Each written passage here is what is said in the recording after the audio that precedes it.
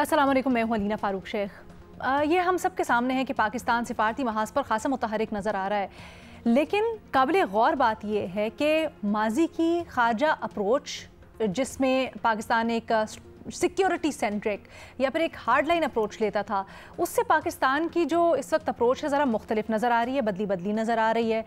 Pakistan soft diplomacy, बाहमी शराकतदारी, बाहमी ताउन, एहतराम की बुनियाद पर ताल्लुकात कायम कर रहा है, जिससे नज़र आ रहा है कि दुनिया में पाकिस्तान की जो इस वक्त सिफारती या स्ट्रेटिजिक पोजीशन है वो, बल्कि ख़ित्ते में ख़ास तौर पर ये जो पाकिस्तान की सिफारती कोशिशें हैं वो बड़ी एक नई डिफ़ाइन कर रही हैं ताल्लुकात। आप देख लें, अभी हाल ही में बांग्लादेश के साथ इसहाक डार साहब का दौरा हो, उसमें मुख्तलिफ मुआहिदों पर दस्तखत करना हो, ईरान के साथ पाकिस्तान का ईरान जंग में किरदार हो, उसके बाद पाकिस्तान के साथ बढ़ती हुई कुर्बत हो, अफ़गानिस्तान के साथ ताल्लुकात, चीन और तुर्की के साथ तो पाकिस्तान के ताल्लुकात मिसाली हैं ही, लेकिन फिर वज़ीर आज़म ने दीगर जो ममालिक हैं, ख़ासकर मिडल ईस्टर्न ममालिक और एशिया के ममालिक जिनमें उज़्बेकिस्तान हैं, अज़रबैजान हैं, UAE वगैरह, इनके साथ जो एक रिश्ता कायम हुआ है और पाकिस्तान की सिफारती साख के ऊपर एक मुस्बत असर पड़ा है, जिसके समरात भी हम देख रहे हैं कि पाकिस्तान अब एक पीस मेकर, एक पीसफुल नेशन के तौर पर सामने आ रहा है, बल्कि इन्वेस्टमेंट फ्रेंडली मुल्क के तौर पर पाकिस्तान की एक शनाख्त जो है वो दोबारा से इसको नई जहत मिल रही है। अब यहाँ पर सवाल ये होता है कि इस सारी एफ़र्ट को पाकिस्तान एक देरपा और मुस्तहकम हिकमत अमली में कैसे बदल सकता है और उसके लिए पाकिस्तान को क्या करना होगा, यही ज़रा अपने तज्ज़ियाकारों से जानते हैं, जिसके लिए हमें ज्वाइन कर रहे हैं इरशाद भट्टी साहब, सलीम साफ़ी साहब, बेनज़ीर शाह साहिबा और महमूद सरफराज साहिबा भी हमारे साथ मौजूद हैं। बेनज़ीर, आपसे गुफ्तगू का आगाज़ करते हैं।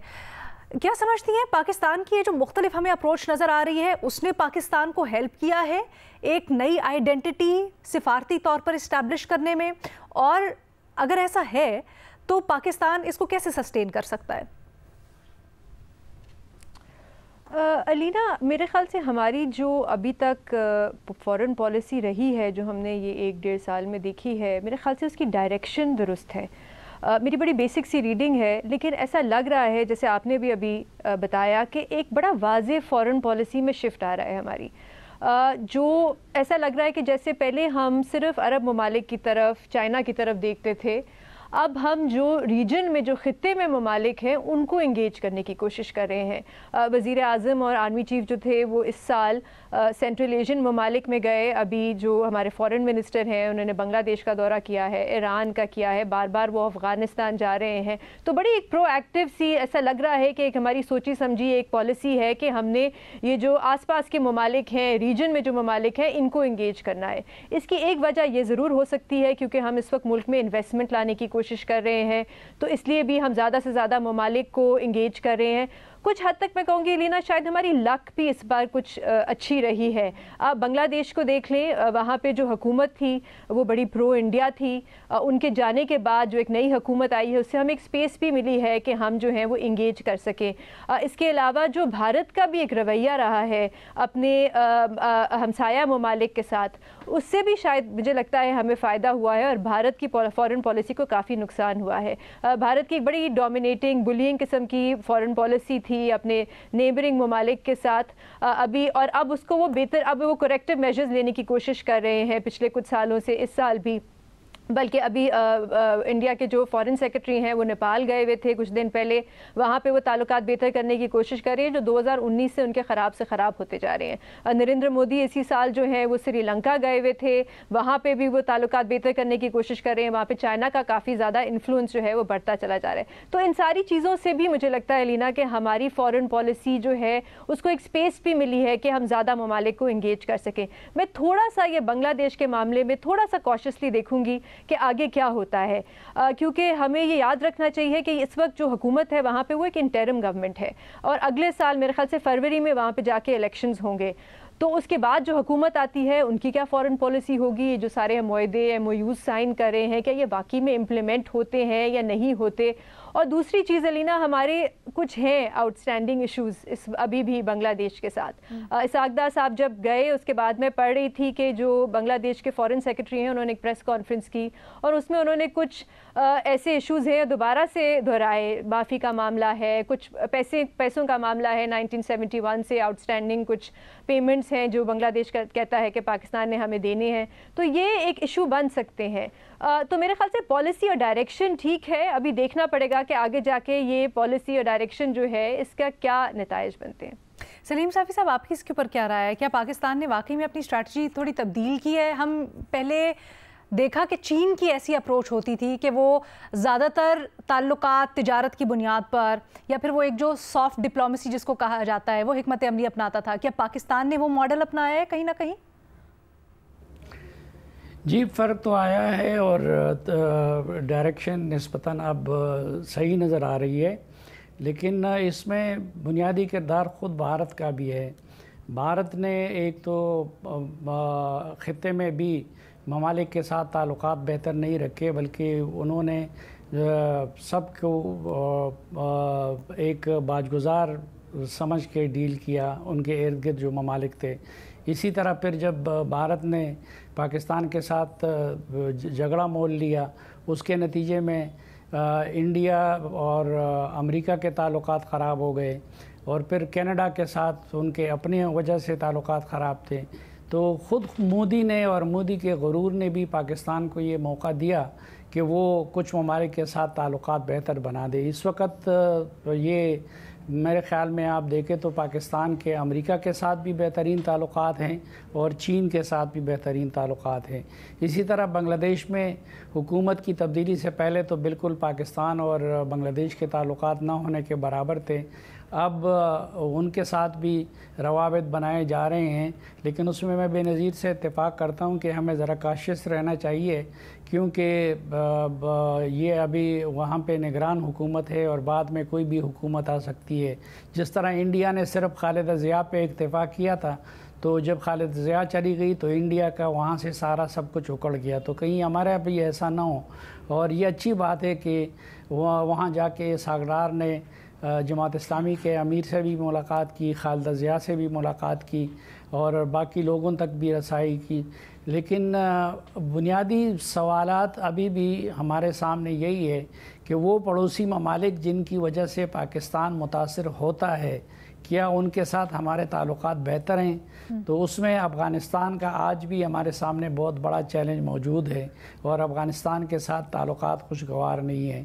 تو اس پہ جب تک اگر آپ کے امیجیٹ پڑوسیوں کے ساتھ تعلقات بہتر نہ ہوں تو دور دراز کے ممالک کے ساتھ تعلقات کی بہتری کا کوئی خاص نتیجہ نہیں نکلتا.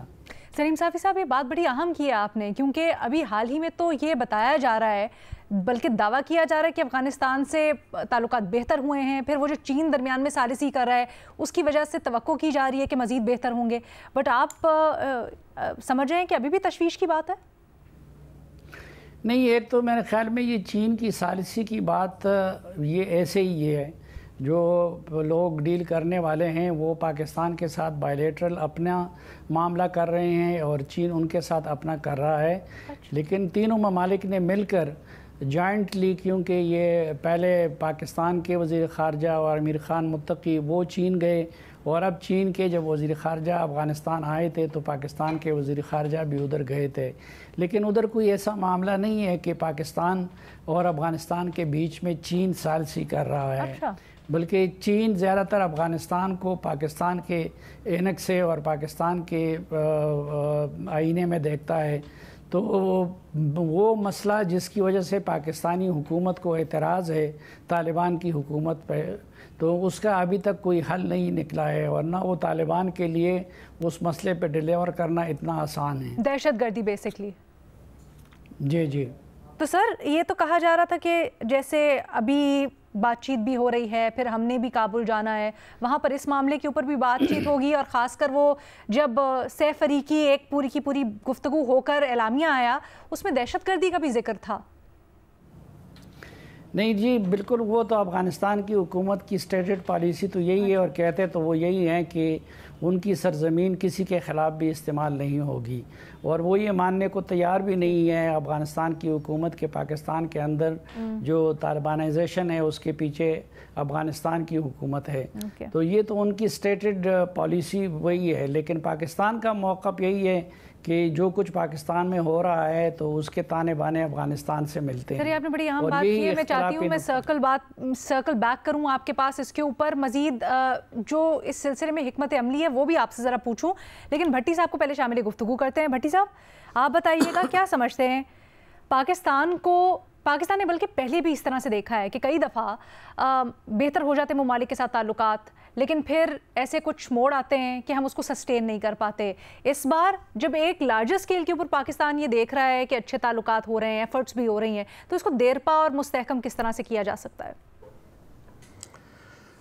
میڈم شیخ، آپ کے بنیادی سوال اور اس سوال جو ابھی آپ نے کیا دونوں بڑے اہم سوال ہیں، لیکن ان دونوں اہم سوالوں سے پہلے آپ سے ایک گلہ ہے، اور وہ گلہ یہ ہے کہ ہم اسحاق ڈار صاحب اور بنگلہ دیش کے دورے کو مسلسل ڈسکس کیے جا رہے ہیں، حالانکہ دوسری طرف میرے محبوب قائد کی محبوب بیٹی جاپان گئی ہوئی ہیں، اور ان کے دورہ جاپان کی دھومیں مچی ہوئی ہیں، 30 رکنی وفد کی دھومیں ہیں، خصوصی طیارے کی دھومیں ہیں، دورے کی اشتہاری مہم کی دھومیں ہیں، اور دوسری طرف ہم تو بنگلہ دیش سے تعلقات بہتر کر رہے ہیں، لیکن دوسری طرف ملک کا سب سے بڑا صوبہ پنجاب جو ہے جاپان بننے جا رہا ہے۔ پنجاب بنے گا جاپان، کیا اب یہ ہے اونچی دکان اور پھیکا پکوان، یا کیا بات کروڑوں کی اور بات پکوڑوں کی؟ تو یہ بڑا اہم دورہ ہے، جی بڑا اہم دورہ ہے، کمال کا دورہ ہے، پکوڑوں کی جی بات کروڑوں کی۔ اور مریم نواز صاحبہ، یہ میں نے نہیں کہا، میڈم شیخ نے کہا ہے، تو اچھا، لیکن واپس آتے ہیں میڈم شیخ نے اپنے پورے انٹروڈکشن میں صرف بنگلہ دیش کے دورے کے اوپر نہیں بلکہ پوری کی پوری ایک تاریخ بتائی کہ پاکستان کس طرح سے مختلف دورے کیے، نہ صرف اسحاق ڈار صاحب نے بلکہ باقی سفارتکار جن کی بڑی کوششیں ہیں، اور پھر وزیر اعظم خود بھی گئے۔ اب اس تناظر میں آپ نے اس میں یہ بھی کور کر دیا تھا، میری کم عقلی کہ میں وہ اس اندر سے نگینہ نہ نکال سکا، تو لیکن بہرحال میڈم شیخ، پہلی بات تو وہیں سے شروع کروں گا، اور یہ میں ہمیشہ جب بھی بنگلہ دیش کا ذکر آئے گا یہیں سے شروع کروں گا کہ پاکستان کیوں ٹوٹا، پاکستان کس نے توڑا، پاکستان کیوں نہ ملی سزا حمود الرحمان کمیشن کے گناہگاروں کو، اور کیوں نہ مانا ہم شیخ مجیب کا مینڈیٹ ہم نے، اور آدھا ملک گنوا کر بھی ہم نے کیوں نہیں کچھ بھی سیکھا۔ دوسری بات میڈم شیخ، یہ اب ہماری فارن پالیسی، میں تو ابھی نہیں اس پہ بارے میں کوئی خوش فہمی پال سکتا کہ ہماری فارن پالیسی کی ڈائریکشن سیدھی ہو گئی ہے یا ہماری فارن پالیسی کوئی سیدھی جا رہی ہے، بالکل بھی نہیں اس پہ میں اس کو نہیں لے سکتا، کیونکہ اسحاق ڈار صاحب وزیر خارجہ ہیں جن کو فارن پالیسی کا ککھ پتہ نہیں ہے۔ یہ اللہ کا خاص فضل ہے، ہماری خوش نصیبی ہے، اور آپریشن بنیان المرصوص مطلب مارکہ حق کے بعد پاکستان کا دوسرا جنم ہے کہ اللہ نے بڑی کامیابیاں عطا کی ہیں تھوڑے سے عرصے میں اس ملک کو، اور اس میں جس نے جو بھی کیا اس کا الٹا کام سیدھا ہوا۔ تو میڈم شیخ، بہت عرصے کے بعد، خوشی کی بات یہ ہے کہ بہت عرصے کے بعد پہلی بار ہمارے امریکہ سے تعلقات بہتر ہیں اور بھارت کے بہتر نہیں ہیں، اور بہت عرصے کے بعد ایران اور پاکستان قریب آتے دکھائی دے رہے ہیں، اور بھارت ایران تعلقات میں سرد موری بڑھتی جا رہی ہے، اور بہت عرصے کے بعد بنگلہ دیش بھارت کے اثر و رسوخ سے آزاد ہو رہا ہے، اور بہت عرصے کے بعد بنگلہ دیش بھارت دور دور ہیں اور پاکستان اور بنگلہ دیش قریب قریب ہیں۔ اور میں یہ نہیں مانتا کہ اگلی حکومت آئے گی تو بالکل اگلی حکومت حسینہ واجد کی نہیں آ رہی، یہ طے ہے۔ حسینہ واجد جو نفرتیں بو گئی، اگلی حکومت اس کی نہیں ہے، خالدہ ضیاء کی ہے یا کسی کی مخلوط حکومت ہے تو وہ پاکستان کے ساتھ ہی چلے گی۔ تو اگلی حکومت تک کم از کم ہمارے پاس ٹائم ہے، پاکستان اور بنگلہ دیش کو۔ اور میڈم شیخ بہت عرصے کے بعد ہم اس جگہ پر کھڑے ہیں جہاں سے روس، چین، امریکہ تینوں سے تعلقات بہتر سے بہتر ہو سکتے ہیں، اور بہت عرصے کے بعد خطے میں پاکستان کا کردار نمایاں ہو رہا ہے، اور بہت عرصے کے بعد دنیا بھارت اور پاکستان کو برابری کی آنکھ سے دیکھ رہی ہے، اور بہت عرصے کے بعد ہم اس پوزیشن میں ہیں کہ اگر ہم نے درست فیصلے کیے، اگر ہم نے درست موقع پر درست فیصلے کر لیے، تو نہ صرف خارجہ محاذ پر بڑی کامیابیاں مل سکتی ہیں بلکہ داخلی اور خاص طور پر معاشی محاذ پر بھی بہت کچھ حاصل کر سکتے ہیں۔ بھٹی صاحب یہ درست فیصلوں کو ذرا ڈیفائن کر دیجئے گا۔ جی، درست فیصلے امریکہ چین میں توازن، درست فیصلے افغانستان ایران سے جو تعلقات ایک اس وقت بہتر کی طرف بھی جا سکتے ہیں، دوسری طرف بھی جا سکتے ہیں، ان کو لے کر چلنا، درست فیصلے ایسے کہ بھارت سے ہمارے تعلقات اب نارمل ہونے کی طرف جانے چاہیے، یعنی ہمیں بہتری کی طرف جانا چاہیے۔ درست فیصلے جو بھارت کا وہ جس نے جو پانی بند کیا ہے، وہ جو دہشت گردی ہو رہی ہے، وہ جو داخلی نفرتیں ہیں، وہ جو معاشی ہمارے چیلنجز ہیں، ہم بالکل بھی یہ ذہنوں میں رہے کہ میرا ایک دوست، آخری بات کر رہا ہوں میڈم شیخ، میرا ایک دوست جس نے اسی ملک میں ایک فیکٹری لگائی اور سال کے بعد اس کو بجلی کا کنیکشن ملا، 27 محکمے اسے بھگتنے پڑے۔ تو یہ ساری چیزیں اندرونی طور پر اگر ہم باہر سے کوئی دنیا آتی ہے تو کیا کرے گی آ کر؟ تو یہ اندرونی طور پر ہمارے داخلی مسائل، ہماری دہشت گردی کی جنگ، ہمارے معاشی اور اگر خدا نہ خواستہ ہم نے معاشی میدان میں کچھ بھی نہ کیا تو یہ جو پوری دنیا کے تعلقات ہوتے ہیں یہ مفادات پر ہوتے ہیں، جذبات پہ نہیں، تو اور ان کے نیچے جو بیس ہوتی ہے وہ معیشت ہوتی ہے۔ تو اگر آپ کی معیشت بہتر ہوگی تو دنیا آپ کو سیریس مزید لے گی، اگر آپ اسی طرح کشکول لے کے پھرتے رہیں گے بعد میں بھی، آنے والے دنوں میں بھی، تو یہ ایک وہ ہوا کا یا پانی کا بلبلہ ہوگا اور وہ پھٹ جائے گا۔ ایگزیکٹلی یہی پوچھنا چاہ رہے ہیں نا بھٹی صاحب، محمل کی طرف لے کے جاتے ہیں۔ محمل، کیا آپ اس رائے سے اتفاق کرتی ہیں کہ ابھی جو حالیہ سکسیس ملی ہے پاکستان کو، یہ جو بہتری ہوئی ہے، چلے اس کو سکسیس نہیں کہتے، جو بہتری ہوئی ہے پاکستان کی ساکھ میں سفارتی طور پر، وہ محض لک ہے اور اس سے زیادہ کچھ نہیں؟ لیکن پھر بھی اگر ایسا بھی ہے تو پاکستان کو کیا کرنا چاہیے؟ مزید اس کا بھی جواب دیجیے گا۔ دیکھیے لینا، پہلی چیز تو یہ ہے کہ پاکستان کو اپنی خارجہ پالیسی جو ہے وہ تین چیزوں کو اس میں اہمیت دینی چاہیے: ہمارے اکنامک انٹرسٹ، ہمارے سیکیورٹی انٹرسٹ اور ہمارے اسٹریٹجک انٹرسٹ۔ ان تینوں پہ فوکس کر کے اسی طریقے سے ہمیں آگے بڑھنا چاہیے۔ اب آپ دیکھیے لینا، اس کو آپ لک بھی کہہ سکتے ہیں، لیکن میں یہ ضرور کہوں گی کہ اس کے اندر ہماری حکومت نے، ہمارے پچھلے وزیر خارجہ، ان وزیر خارجہ نے، اور اس کے علاوہ ہمارے جو اسٹیبلشمنٹ کے بھی لوگ ہیں، ان لوگوں نے اس کے اوپر کافی ان چیزوں پہ کام کیا ہے، خارجہ محاذ کے اوپر کافی ڈفرینٹ چیزوں سے ریلیٹڈ۔ اب آپ دیکھیے کہ آج سے 1.5 سال پہلے ہمارے جو تعلقات تھے اس خطے کے اندر بھی، وہ بنگلہ دیش کے ساتھ کیسے تھے، یا افغانستان کے ساتھ جو ہے، وہ تو خیر ابھی بھی اس کے اوپر بات ہو سکتی ہے لیکن میں وہ کروں گی، اور اس کے علاوہ جو ہے ایران کے ساتھ کیسے تھے۔ اتنے اپس اینڈ ڈاؤنس تھے، لیکن کیا ہوا کہ بنگلہ دیش کے ساتھ ٹھیک ہے وہاں پر ایک انڈیجنس موومنٹ چلی اور اس کے اندر پاکستان کا کوئی کردار نہیں تھا، لیکن اب جو تعلقات ہیں، کیونکہ وہ پرو انڈیا گورنمنٹ وہاں پر نہیں ہے اور شاید اگلی حکومت بھی پرو انڈیا نہ آئے، تو ہمیں اس پہ کیپٹلائز کرنا، اور ہم بڑے اچھے طریقے سے کر رہے ہیں۔ یعنی یہ جو ڈار صاحب کا وزٹ تھا یہ بہت اہم تھا، اور بہت انہوں نے جس طرح وہاں پر باتیں کی ہیں، بہت اچھے طریقے سے انہوں نے خوش اسلوبی سے سارا ہینڈل کیا، اور یس آف کورس فیوچر میں اس کو کس طرح کرنا ہے۔ اچھا، جہاں تک علینا ایران کی بات ہے، آپ کو معلوم ہے کہ دونوں ملکوں کے درمیان ایک اپس اینڈ ڈاؤن، جس طرح میں نے بات کی، بٹرنیس بھی تھی، اس طرح کی چیزیں، ہاسٹیلٹی بھی تھی، مطلب ہم نیبرز بھی تھے لیکن اس کے ساتھ ساتھ تعلقات کے اندر مسائل تھے۔ لیکن جب اسرائیل ایران کی جنگ ہوئی، ہم نے ایران کا بھرپور ساتھ دیا، ہم نے بالکل کہ ہمارے پاس میں ان کے ساتھ کس قسم کے تعلقات رہے ہیں، صحیح ہے نہیں ہے، ہم نے ان کا ساتھ دیا۔ اس چیز سے بھی ایران کو یہ ریئلائز ہوا کہ خطے میں ان کے ساتھ اگر کوئی کھڑے تو ہم ان کے نیبر ان کے ساتھ کھڑے ہیں۔ یہ بھی ایک بہت بڑی وجہ ہے تعلقات کی امپروومنٹ کی۔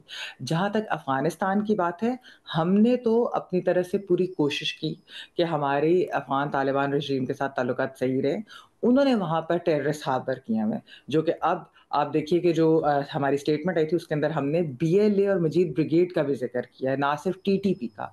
तो ये तो अफगान तालिबान रजीम को ही ठीक करना है, ये हमारी तरफ से तो इसके अंदर कोई कमी कोताही नहीं है अपने ताल्लुकात ठीक करने में। अच्छा, अब आप देखिए भारत के ऊपर अलीना आ जाते हैं। भारत को हमने हर मौके पर हमने कहा कि हमसे बातचीत करें, हम अमन की बात करना चाहते हैं, हम बाकी सारे मौज़ूआत पे, कश्मीर पे भी बात करेंगे, बाकी मौज़ूआत पे भी बात करेंगे, लेकिन आप आके हमारे साथ टेबल पे बैठे। ये मोदी गवर्नमेंट की हठधर्मी है कि वो नहीं बैठ रहे और मामला जंगी नहज पर यानी कि वो लेकर चले गए। पाकिस्तान ने तो उसके बावजूद अब भी पाकिस्तान कहते हैं कि हम बात करना चाहते हैं, बराबरी की सतह पर बात करेंगे, लेकिन ये गलती मोदी हुकूमत की, ये हमारी, इसको मैं नहीं कहूँगी क्योंकि ऐसा नहीं है। पिछले कई सालों से ये, बेशक वो पीपल्स पार्टी की गवर्नमेंट हो 2008 वाली, 2013 में मियां नवाज शरीफ की गवर्नमेंट हो, उसके बाद 2018 में इमरान खान साहब की गवर्नमेंट हो, फिर PDM 1 हो, फिर PDM 2 हो। इन 5 हुकूमतों में मैं सिविलियन में ये कहूँगी कि पाकिस्तान ने बहुत ट्राई की कि इंडिया के साथ ताल्लुकात बेहतर हो सके, लेकिन 2014 से जब से मोदी आए हैं तो मामला जो है वो इधर उधर हो गए। अच्छा, फिर आप ये देखिए अलीना, अब ये तो खैर जाहिर बात है भारत के ऊपर है कि कब वो समझेगा कि उसको ये सब कुछ करना है। सार्क हमने देखा कि पाकिस्तान और इंडिया के ताल्लुकात की वजह से सार्क आगे नहीं बढ़ सका। बहुत ज़्यादा लोगों की उम्मीदें वाबस्ता थी कि शायद यूरोपियन यूनियन की नहज पे जिस तरह वो चलेगा। अब हमें ये चाहिए कि भारत की हेजेमनी तो अब लग रहा है कि इलाके में नहीं रही, खित्ते में नहीं रही, तो आप अपने न्यू ब्लॉक्स बनाएं, अपने बायलैटरल रिलेशंस बनाएं, आप ट्रेड के ऊपर, आप बाकी सारी चीज़ों के ऊपर जो है आप बिल्कुल इसको आगे लेके चले। फिर पाकिस्तान का अमेरिका और चीन के साथ जो मामला है बहुत अच्छे चल रहे हैं, बड़े अच्छे तरीके से बैलेंस करके चल रहे हैं। हमें इसको भी कैपिटलाइज करना चाहिए अपने लिए और हमें इसको भी आगे लेके जाए। हमें इन सारी चीज़ों से एक चीज़ ये सीखनी भी चाहिए ना कि एक तो जंग जो जीतता है उसकी जो है वो एक पजीराई होती है, उसकी एक इम्पोर्टेंस होती है। दूसरी इकोनॉमिक स्टेबिलिटी हमें चाहिए, इकोनॉमिक ग्रोथ चाहिए, उसकी भी बहुत ज़्यादा पजीराई होती है। और हमने देखे एक और चीज़ भी लिया, इंडिया पाकिस्तान के इसके अंदर हमने स्टैंड भी लिया, एक अरब वाले मुल्क जिसने हम पर हमें प्रेशराइज किया कि हम जो है जवाबी कार्रवाई ना करें क्योंकि फाइनेंशियली वो हमें हेल्प भी करते थे। हमने उस पर भी अपनी सॉवरेनिटी के लिए हमने कहा कि हम इस पर कॉम्प्रोमाइज़ नहीं करेंगे। ये भी एक मेरे ख्याल में बहुत एक अच्छी चीज़ है। तो मैं इस पाकिस्तान को कहना चाहूँगी कि पाकिस्तान ने फिलहाल पिछले कुछ अरसे में बड़े अच्छे स्टैंड्स भी लिए हैं। और एक और चीज़ कि हमने फ़लस्तीन के मामले पे कोई कॉम्प्रोमाइज़ नहीं किया और ना ही हमें कॉम्प्रोमाइज़ करना चाहिए। ये एक बहुत अच्छी हमारी आइडियोलॉजिकल पोजीशन है और हमें हमेशा इस पोजीशन के साथ ही रहना चाहिए। ठीक है, बेनज़ीर लगता है कि इस वक्त जो हमारी स्ट्रैटेजी है, जो हिकमत अमली है, सिफारती तौर पर हो या खारजा महाज के ऊपर, वो दुरुस्त सम्त में जा रही है। कुछ हद तक सलीम साफ़ी साहब और ओवरऑल भट्टी साहब इससे इत्तफाक नहीं करते हैं। बेनज़ीर क्या कुछ कहना चाहेंगी? अलीना, मेरे ख्याल से चीन भी ये चाहेगा कि पाकिस्तान जो है ख़ित्ते में जो ममालिक हैं उनके साथ अपने ताल्लुकात बेहतर करे, तो इससे भी हमें फ़ायदा होगा क्योंकि चाइना का जो ये बेल्ट एंड रोड इनिशिएटिव है, प्रोजेक्ट है, इसकी इन्वेस्टमेंट बहुत से ममालिक में है। तो मेरे ख्याल से अब अफ़गानिस्तान में भी, जैसे सलीम साफ़ी साहब भी बात कर रहे थे, चाइना बड़ी सिक्योरिटी पर्सपेक्टिव से इस वक्त शायद देख रहा होगा पाकिस्तान और अफ़गानिस्तान को कि यहाँ पे सिक्योरिटी के मामला बेहतर होंगे तो मेरे जो इकोनॉमिक इंटरेस्ट है उनको फ़ायदा हो सकता है। तो मुझे लगता है इससे भी हमें कुछ फ़ायदा हो रहा है। लेकिन अपने क्या कहते हैं हमसाया ममालिक से बना के, रीजन से बना के, इससे बेहतर क्या पॉलिसी हो सकती है? हम काफ़ी देर से कोशिश कर रहे हैं। आपको याद है पीपल्स पार्टी, आप दोबारा से पॉलिसी का लफ्ज़ इस्तेमाल कर रही हैं। भट्टी साहब इससे इत्तेफाक नहीं करते, वो कहते हैं महज लक है। अलीना, मेरे ख्याल से हमारी बड़ी प्रोएक्टिव फॉरेन पॉलिसी है। मैंने कहा है दोनों चीज़ें हैं, हम इन्वेस्टमेंट की तरफ भी देख रहे हैं और हम जब जाते हैं ममालिक में, अभी जैसे बांग्लादेश पे गए हुए थे तो हमारे कॉमर्स मिनिस्टर भी गए हुए थे, तो हम इन्वेस्टमेंट्स की भी बातें कर रहे हैं इन ममालिक के साथ। और थोड़ा बहुत लक भी है मेरे ख्याल से, इस बात पे मैं भट्टी साहब से इत्तेफाक करूंगी। और एक और बात भी जो उन्होंने कही कि जब तक हम अपनी मईशत नहीं ठीक करेंगे तो शायद इतना ज़्यादा हमें लॉन्ग टर्म में फ़ायदा नहीं होगा, क्योंकि दूसरे ममालिक भी अपना फ़ायदा देखते हैं कि आप यहाँ से हमें क्या अपॉर्चुनिटीज़ मिल सकती हैं। एब्सोल्युटली, बट उस लक को कैपिटलाइज करना, उस अपॉर्चुनिटी को कैश करना भी एक बड़ी बात होती है, विच अंडर द सर्कमस्टांसेस अभी नज़र तो आ रहा है, लेकिन आगे जाके देखते हैं क्या हम इसको सस्टेन कर सकते हैं। हमारी डायरेक्शन क्या होनी चाहिए, तजावीज़ हमारे तज्ज़ियाकारों की आपने जानी। एक छोटी सी ब्रेक लेते हैं, उसके बाद वापस आएंगे दीगर सवालात के साथ।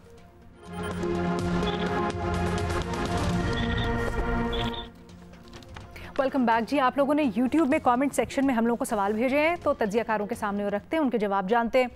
सलीम साफ़ी साहब, पहला सवाल आपसे हो रहा है और मुल्क की सियासी सूरत हाल से मुतल्लिक़ है। आपको पता है वो जो PTI کہ اب فیصلہ ہوا جو ان کی سیٹس خالی ہوئی اس کے اوپر ضمنی الیکشن ہونا ہے، تو اس ضمن میں خبر آئی ہے کہ پاکستان پیپلز پارٹی اور نون لیگ نے ایک ساتھ مل کر یہ الیکشنز لڑنے کا فیصلہ کیا ہے. لیکن دوسری طرف آپ کو پتہ ہے پی ٹی آئی کی جو ان کے بانی عمران خان تھے انہوں نے پہلے ضمنی الیکشنز کے بائیکاٹ کا اعلان کیا تھا، لیکن اب خبر یہ ہے کہ اس فیصلے کے خلاف جو سیاسی کمیٹی ہے اس نے فیصلہ کیا ہے کہ الیکشن لڑے گی پارٹی. سوال آپ سے یہ پوچھا جا رہا ہے کہ کیا یہ جو اتنا تضاد ہے اور پھر دونوں پارٹیز نے مل کر پی ٹی آئی کے خلاف لڑنے کا الیکشن فیصلہ کیا ہے، اس سے تحریک انصاف کو نقصان پہنچ سکتا ہے؟ نہیں، دیکھیں یہ دونوں پارٹیاں اس کی قیادت تو ایک دوسرے کے قریب آئی ہے، لیکن ان کی اتنی لمبی تاریخ ہے مخاصمت کی کہ ان کے ورکر نے دل سے اپنے ایک دوسرے کو قبول نہیں کیا ہے. اور ماضی میں جب اس طرح ہوا ہے کہ ان کو جب لوگ اکٹھے دیکھتے ہیں تو کچھ لوگ اس کو اپریشیٹ کرتے ہیں لیکن کچھ لوگ اس پہ ریئیکٹ بھی کرتے ہیں اور ان کو اچھا نہیں لگتا. تو اس کا ان دونوں جماعتوں کو فائدہ بھی ہو سکتا ہے اور نقصان بھی ہو سکتا ہے. لیکن یہ ہے کہ ظاہری بات ہے یہ سیٹیں بنیادی طور پر پی ٹی آئی کی خالی ہوئی ہیں، تو سیٹیں اس لحاظ سے تو پی ٹی آئی کی ہیں، تو اس صورت میں بھی پی ٹی آئی کی جیت کے امکانات موجود ہیں. بہت شکریہ سلیم صافی صاحب. آگے بڑھتے ہیں. آپ سے سوال ہو رہا ہے غزہ فلسطین سے متعلق. پوچھا جا رہا ہے کہ غزہ میں انسانی بحران اس حد تک پہنچ چکا ہے کہ اقوام متحدہ نے باضابطہ طور پر غزہ کو قحط زدہ علاقہ قرار دے دیا ہے. ابھی OIC کا اجلاس بھی ہو رہا تھا جہاں پر اسرائیلی جارحیت رکوانے کے لیے اقدامات کی بات تو ہوئی، لیکن آپ کو لگتا ہے کہ کوئی عملی طور پر بھی اقدامات ہو سکتے ہیں؟ علینا 22 مہینے ہو گئے ہیں اور ابھی تک تو کوئی اسرائیل کو روک نہیں سکا، اور اب تو وہ بڑا کھل کے ان کے جو وزراء ہیں وہ تو اب میپ دکھا رہے ہیں آپ کو کہ ہم غزہ پہ بھی قبضہ کریں گے اور ہم ویسٹ بینک میں بھی جا کے سیٹلمنٹس بنائیں گے، جس کے بعد وہ کہتے ہیں کہ پھر نقشہ ہی بدل جائے گا، پھر آپ کہاں بنائیں گے اپنی فلسطینی ریاست. تو اب آپ مجھے بتائیں یہ جو OIC کی میٹنگ ہوئی ہے آج، کچھ مہینے پہلے ایجپٹ کی طرف سے ایک بڑا پلان آیا تھا، ریکنسٹرکشن ان غزہ کا پلان، وہ OIC کے سامنے رکھا گیا تھا، عرب ممالک کے سامنے رکھا گیا تھا، بڑی باتیں ہوئی تھیں کہ بڑا کچھ ہوگا، کچھ نہیں ہوا. 5 سال اور ایجپٹ ایک ایسا ملک ہے جو OIC کا جو حصہ ہے ایجپٹ، وہ ایک ایسا ملک ہے جہاں وہاں پہ جب ایکٹیوسٹ جاتے ہیں بارڈر میں ایڈ لے کے جانے کی کوشش کرتے ہیں تو ان پہ اتنی سختی کی جاتی ہے. اور یہ جو سارے یورپین ممالک ہیں ان کی طرف سے بھی جو بیانات آ رہے ہیں 2 اسٹیٹ سلوشن اور فلسطینی ہم ریاست چاہتے ہیں، آپ کہاں بنائیں گے؟ یہاں پہ تو نقشہ بدل رہا ہے، وہ اپنی باؤنڈریز بڑھا رہے ہیں. کون سا ہے وہ؟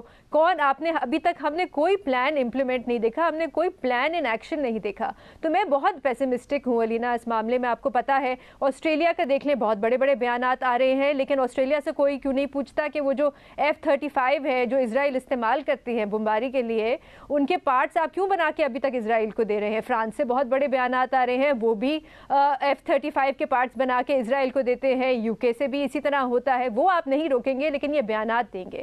تو یہ بیانات میں اس معاملے پہ بڑی کلیئر ہوں علینا، یہ بیانات جو آ رہے ہیں یہ صرف اس لیے آ رہے ہیں کیونکہ ان ممالک کے اندر بہت تنقید ہو رہی ہے، وہاں پہ احتجاج ہو رہا ہے. ان کو صرف دکھانے کے لیے کہ دیکھیں ہم کچھ کر رہے ہیں، ہم کچھ کرنے جا رہے ہیں، صرف اس وجہ سے ہو رہا ہے. ابھی تک کوئی اسرائیل کو روک نہیں سکا اور ابھی تک امریکہ جو ہے وہ اسرائیل کے ساتھ ہے. اچھا بے نظیر، 1-1.5 ہفتے میں وہ UN کا اجلاس بھی شروع ہو جائے گا جس کے اندر آپ کو پتہ ہے بڑے بڑے ممالک جن میں G7 ممالک خاصی اہمیت رکھتے ہیں، انہوں نے اعلان کیا تھا کہ اگر تب تک کچھ نہ ہوا یا اسرائیل نے اپنی جارحیت بند نہ کی تو ہم فلسطین کو ریاست ایکسیپٹ کر لیں گے. کیا آپ کو لگتا ہے وہ گیم چینجر ہو سکتا ہے؟ ایکسیپٹ کر لیں گے اور پھر کیا ہوگا علینا؟ آن پیپر ایکسیپٹ کریں گے؟ کیا آپ بند کریں گے؟ کیا اپنے تعلقات آپ اسرائیل کے ساتھ ختم کریں گے؟ کیا اپنی ٹریڈ ختم کریں گے؟ آپ یہ جو پارٹس بنا کے ان کو بھیج رہے ہیں F-35 کے، کیا یہ آپ بند کریں گے؟ یہ چیزیں ہوتی ہیں جس سے دباؤ پڑتا ہے اسرائیل پہ. اس وقت یہ جو اعلانات ہیں اس سے کوئی دباؤ نہیں پڑ رہا، وہ بڑھتے چلے جا رہے ہیں، وہ کرتے چلے جا رہے ہیں جو انہوں نے کرنا ہے. ٹھیک ہے جی، بہت شکریہ بے نظیر. ایک تھوڑی سی بریک لے بعد واپس آئیں گے باقی سوالوں کے ساتھ. اسٹے ود اس.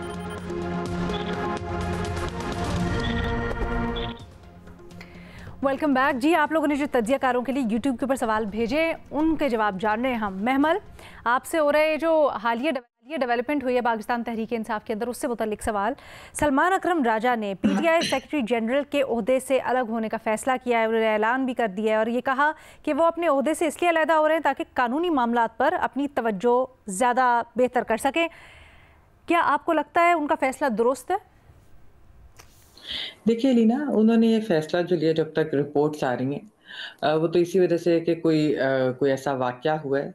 और उसके अलावा अगर आप लीना देखें कि वैसे सलमान अकरम राजा साहब देखें बहुत अच्छे काबिल वकील हैं, बड़े पढ़े लिखे शख्स हैं, और उन्होंने जब से वो पीटीआई के साथ सियासत में आए हैं, तो उन्होंने वाक़ई अपनी वकालत को उन्होंने पीछे छोड़कर पीटीआई का उन्होंने भरपूर साथ भी दिया है। लेकिन अनफॉर्चुनेटली पीटीआई के अंदर हमने एक चीज़ देखी है, वो है ग्रुपिंग्स।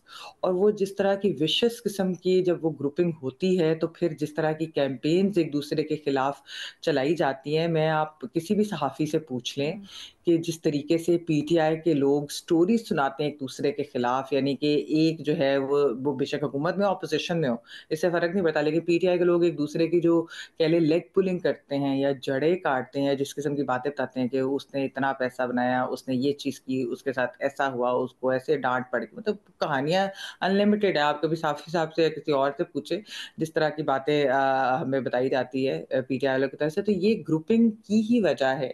ऐसा ही लग रहा है कि जिस तरह की लेग पुलिंग और जिस तरह के इल्ज़ामात एक दूसरे पे लगाते हैं और जिस तरह की वहाँ पर इंटरनल पॉलिटिक्स होती है, उसकी वजह से सलमान अकरम राजा साहब ने जो है ये फ़ैसला लिया है। ज़ाहिर बात है अभी तो वो इमरान खान साहब से बात करेंगे और देखें आगे क्या होता है। लेकिन ओवरऑल अगर आप देखें तो ये पीटीआई के अंदर जो इंटरनल ग्रुपिंग्स है, जिसने पार्टी को भी शदीद नुकसान पहुँचाया है और पार्टी की सियासत को भी नुकसान पहुँचाया है, और अब इस तरह के जो लोग हैं, अगर वो भी अलहदा होने जा रहे हैं, तो उससे भी एक नुकसान होगा। बट महमल, हमेशा से आर्ग्यूमेंट रहा है कि सलमान अकरम जैसे लोग जो उस तरह से सीजन सियासतदान नहीं या सियासी वाबस्तगियाँ नहीं रखते, या फिर उनका सियासत से उसके दाव पेच से ताल्लुक़ नहीं रहा, उनका पार्टी में आना और पार्टी में इस तरह ओहदों पे आना, इसने पार्टी को बड़ा नुकसान भी पहुंचाया है। तो क्या आप समझती हैं कि उस तनाजुर में सलमान अकरम राजा साहब एक अच्छी एडिशन थे पीटीआई के अंदर, या आपको लगता है कि इतना कोई फ़र्क नहीं पड़ेगा अगर वो ओहदे से अलग भी हो जाएंगे? तो देखिए लीना, सिविल सोसाइटी से अगर कोई आते हैं, पढ़े लिखे लोग अगर सियासत के अंदर आते हैं, तो एक अच्छी चीज़ है। इस चीज़ को तो जो है आप हमें वेलकम भी करना चाहिए और इस चीज़ को तो एनकरेज भी करना चाहिए। ये कि सियासी दाव-पेच और ये चीज़ें कि जो एक सिर्फ सियासी ख़ानदान और उधर से ही आए तो फिर वही हो सकते हैं, ऐसा नहीं होना चाहिए। लेकिन मैं आपको जो बात करी, जो पीटीआई अगर ये कह रही है कि इस तरह के लोगों की वजह से हमें नुकसान होता है, तो ये बात सही नहीं है। पीटीआई को जो असल में नुकसान है, जैसे मैंने कहा, वो पीटीआई की अपनी इंटरनल ग्रुपिंग्स की वजह से, और क्योंकि कोई कंसिस्टेंट पॉलिसी नहीं है, उनकी स्ट्रैटेजी आप देख लें, यानी कि पिछले 2 साल के अंदर जिन चीज़ों पे उनको कैपिटलाइज़ करना चाहिए था, जो अपॉर्च्युनिटीज़ उनको मिली, उन्होंने किस तरीके से उन अपॉर्च्युनिटीज़ को मिस किया। तो पीटीआई के अंदर बहुत सारे मसाइल हैं, फिर ये भी एक लीडरशिप का फुकदान है। इमरान खान साहब जेल में है, फिर डिसीजन मेकिंग जो सिर्फ उनके पास है, मेन डिसीजंस कोई और ले नहीं सकता। तो ये भी बहुत सारे रीज़न्स हैं कि जो पीटीआई की सियासत को नुकसान होता है, सलमान अकरम राजा साहब जैसे लोगों के आने की वजह से नहीं नुकसान होता। ये बड़ा इंटरेस्टिंग आपका जवाब है, थैंक यू सो मच महमल। और मौजू से रिलेटेड भट्टी साहब से भी सवाल पूछा गया है। भट्टी साहब, ये ज़रा आपका सवाल मेरे पास फ़ोन में है, मैं खोल लूँ। ये पूछा गया है, सलमान अकरम राजा साहब का जो ओहदे से इस्तीफ़ा है, यानी वो पार्टी के जनरल सेक्रेटरी होने से उन्होंने इस्तीफ़ा दिया है, इसको अलीमा खान से जो उनका इख्तलाफ है उससे जोड़ा जा रहा है। कहा जा रहा है कि पार्टी में चलती अलीमा खान की है और पीटीआई के अकाउंट भी ख़ानदान की तस्वीर शेयर कर रहे हैं। क्या आप समझते हैं पीटीआई भी मौरूसियत का शिकार हो गई है? काश हो जाती मैडम शेख, अगर मौरूसियत का शिकार हो जाती तो आज उसे वो मसाइल ना भुगतना पड़ते जो उसे पाकिस्तान तहरीक इंसाफ को भुगतना पड़ रहे हैं। हालांकि आपको पता है, पहले दिन से आखिरी दिन तक मैं कहता हूं कि मौरूसी सियासत लानत है और इस लानत से सियासत को पाक होना चाहिए। लेकिन पाकिस्तान तहरीक इंसाफ का अगर ठंडे दिल से सोचें तो मसला क्या है, प्रॉब्लम, बड़ी प्रॉब्लम क्या है? इमरान खान जेल में जब राब्ता कट जाता है तो कोई किसी की नहीं मानता, कोई किसी को काबिल एतबार नहीं समझता, कोई किसी के पीछे चलने को तैयार नहीं होता, धड़े बन जाते हैं। तो ये धड़े क्यों नहीं बनते बाकी जमातों में? क्योंकि उस वक़्त कोई बिलावल खड़ा होता है सामने, कोई मरियम खड़ी होती हैं सामने, कोई शहबाज शरीफ खड़े होते हैं सामने, कोई आसिफ अली जरदारी होते हैं, कोई नवाज शरीफ होते हैं। मतलब कि मौरूसी सियासत सामने खड़ी होती है, जिसके हमारा इस पूरा इंडो पाक का कल्चर है, लोग रकू के आलम में उनके आगे, बुज़ुर्ग बच्चों के आगे सर झुका के खड़े होते हैं। तो वो एक ख़ानदानी जो चलता है उसके ज़ेर असर रहते हैं। पाकिस्तान तहरीक इंसाफ वाहिद सियासी, हालांकि इसको बहुत मशवरे दिए गए, اس کے جو بڑی لمبی چوڑی بحثیں ہوئیں اس پر کسی دن یعنی اس پہ بات کریں گے جب لمبا ہو. بہت بحثیں ہوئی. عمران خان کو مشورہ دیا گیا جب عمران خان کو پتہ چل گیا اور پی ٹی آئی کو پتہ چل گیا کہ مشکل دن اب آ گئے ہیں اور ہم نے جیلوں میں جانا ہے, تو بہت مشورے دیے گئے کہ آپ علیمہ خان کو یا بشرا بی بی کو یا کسی بہن کو یا کسی اپنے کو نامزد کر دیں عارضی طور پر. تو عمران خان نے بہت دفعہ کہا کہ یار مجھ میں اور پھر دوسروں میں فرق کیا رہ جائے گا. تو یہی مسائل ہیں جو پی ٹی آئی برداشت کر رہی ہے, اور جو سلمان اکرم راجہ صاحب کے پلس پوائنٹ بھی ہیں مائنس پوائنٹ بھی ہیں, علیمہ خان کے پلس پوائنٹ بھی ہیں مائنس پوائنٹ بھی. علیمہ خان ہارڈ سٹانس لیتی ہیں اور اب ان کے دونوں بیٹے اندر چلے گئے ہیں, تو اب ان کے ظاہر ہے وہ بند ہو گیا ہے سلسلہ کہ بھئی آپ کے اپنے بچے تو انجوائے کر رہے ہیں, ہمارے بچے جیلوں میں ہیں. تو اب علیمہ خان اور جس بہادری سے یا ہمت سے انہوں نے ابھی تک فیس کیا ہے بچوں کی گرفتاری کا, تو وہ تو بند ہو گیا. علیمہ خان کا ہے کہ ہارڈ سٹانس لیتی ہیں اور کوئی درمیانی رستہ نہیں نکل پاتا علیمہ خان صاحبہ کے ہوتے ہوئے. سلمان اکرم راجہ صاحب پڑھے لکھے آدمی ہیں, بہت قابل وکیل ہے, لیکن سیاستدان نہیں ہے. سلمان اکرم راجہ صاحب جب سے آئے ہیں سوائے بیانوں کے کر کے لیا ہے پاکستان تحریک انصاف نے, ہر جگہ پہ فیل ہوئے ہیں, سوائے ایک فائنل کال جو تھی وہ 26 نومبر کی, جس میں پراثر لوگ آئے, ہزاروں کی تعداد میں آئے, حکومت گھبرائی رہی, کئی مرتبہ ڈیالہ جیل کے دروازے بھٹی صاحب 2 سوال ہے میرے آپ سے. اس کے علاوہ جی کچھ نہیں کر سکے. بھٹی صاحب 2 سوال ہے میرے آپ سے. پہلا تو یہ آپ نے کہا سیاستدانی, ابھی محمل سے بات ہو رہی تھی, ان سے بھی میں نے ایگزیکٹلی یہی بات کی کہ تنقید ہوتی ہے کہ سلمان صاحب یا جتنے وکلا موجود ہیں پی ٹی آئی میں ان کے پاس سیاسی تجربہ نہیں ہے. تو ان کا کہنا تھا کہ ضروری نہیں ہے کہ سیاسی تجربہ ہو آپ کے پاس, اگر آپ سول سوسائٹی سے بھی آ رہے ہیں تو بڑی اچھی بات ہوتی ہے یہ تو آنا, بٹ آپ کہہ رہے ہیں کہ یہ ان کا ویکر پوائنٹ ہے. کیوں؟ میڈم شیخ 2 چیزیں ہوتی ہیں. ایک ہوتا ہے نظریہ اور نظریے کے ساتھ کھڑا ہونا. مثال کے طور پہ میں اگر کسی پارٹی میں جاتا ہوں تو 2 میری ہونی چاہیے چیزیں, مجھ میں کوالٹی ہونی چاہیے اس پارٹی میں جانے کے لیے.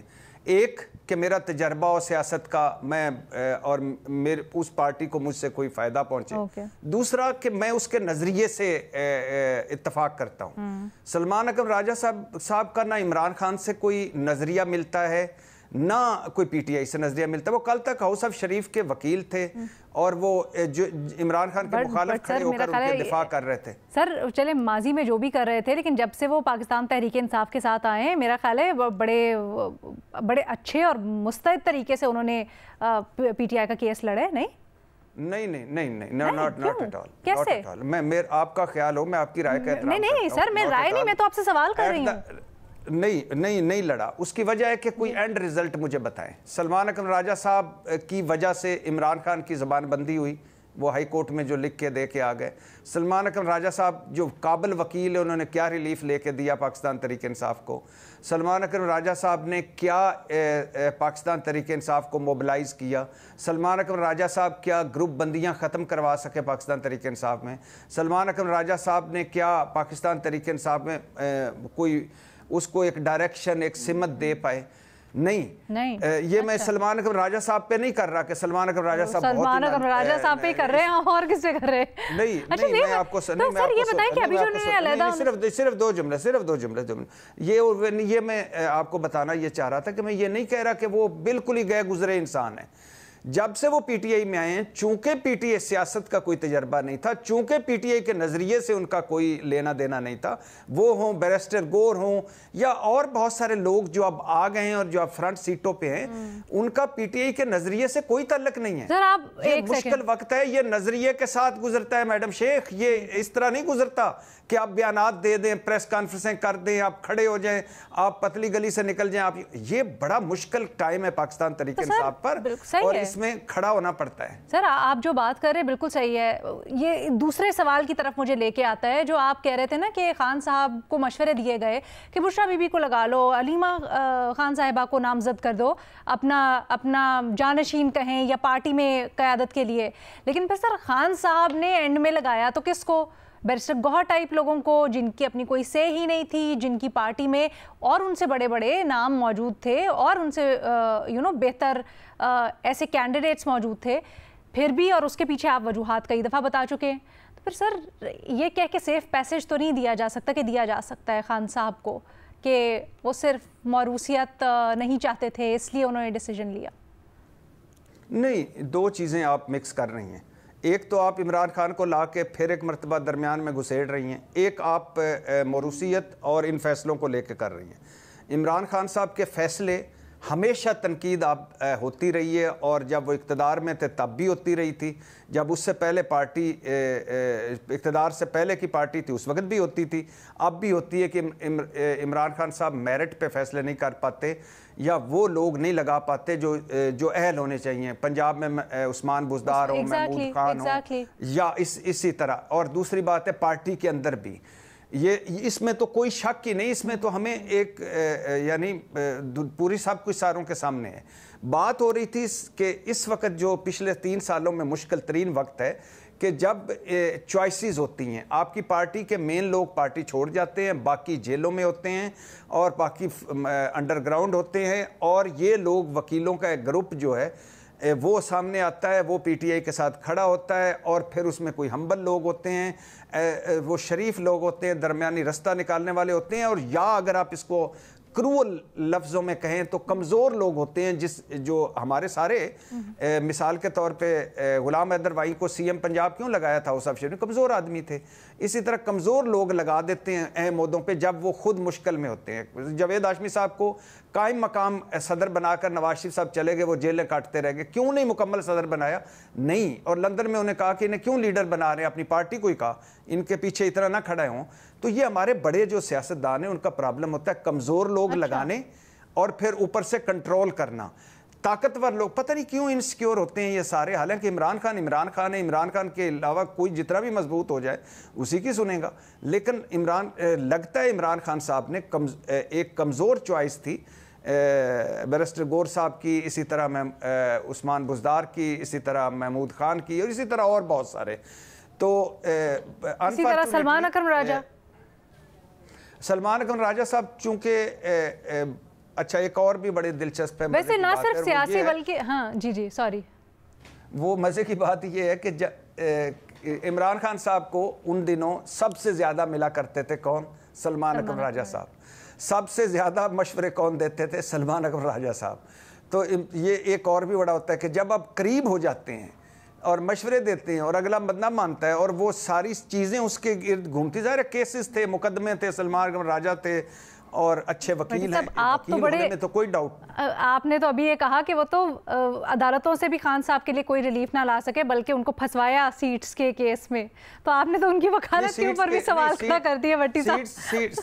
نہیں، سیٹس کے کیس میں نہیں، وہ جو کہہ کے آئے تھے کہ اڈیالہ جیل کے بعد گفتگو نہیں کرنی، اور انفارچونیٹلی بدقسمتی سے ایک بڑا وکیل ناکام ہوا عمران خان صاحب کے ان کیسوں میں. اس میں تو کوئی شک نہیں نا. مجھے یہ جو ابھی استعفیٰ انہوں نے دیا ہے سر، یہ جو انہوں نے استعفیٰ دیا یہ علیمہ خان گروپ کی سیاست کی وجہ سے پھر دیا ہے جی، بہت ساری چیزوں کی وجہ سے، بہت ساری چیزوں. کوئی ایک بتا دیں سب سے بڑی.